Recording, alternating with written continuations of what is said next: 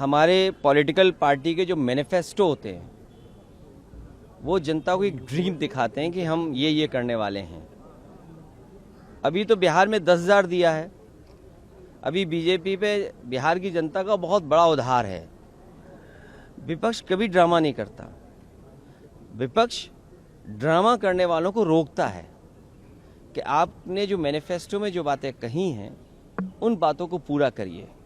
चुनाव में हारना जीतना ये लगा ही रहता है। कल हम अयोध्या हारे थे, इस बार अयोध्या जीत गए। जो बुनियादी सवाल है, लोगों की जान जा रही है, लोग भाग रहे हैं, एक दूसरे से पूछ रहे हैं। जो आपने बीएलओ बनाए हैं उनको कोई ट्रेनिंग नहीं दी आपने ट्रेनिंग के बिना आप बोर्ड बनवाना चाहते हैं। चुनाव आयोग की जिम्मेदारी बनती है कि सभी का वोट बनाएं। ये काम हम पॉलिटिकल पार्टी के वर्कर्स कर रहे हैं कि हमारा वोट कटे नहीं।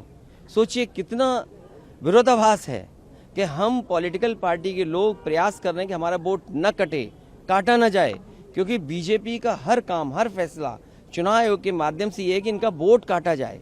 हम अपना वोट बचाने के लिए लड़ाई लड़ रहे हैं। ये रिवीजन किस बात के लिए हो रहा है? रिवीजन इसलिए हो रहा है कि बीजेपी की कैसे मदद की जाए, क्योंकि जो लोग हार गए चुनाव में वो रास्ता ढूंढ रहे हैं कि चुनाव को कैसे जीता जाए। इनके पास रिसोर्सेज हैं और रिसोर्सेज इतनी हैं कि इन्होंने बड़ी बड़ी आईटी कंपनी हायर की हुई हैं। इनकी बड़ी आईटी कंपनी इनको मदद कर रहे हैं इनके वोट बनवाने में, इनके वोट किसके काटने, किस बूथ पे काटने। मैं आपसे फिर कहता हूँ, बिहार की बात भूल जाइए, बिहार अलग चुनाव था।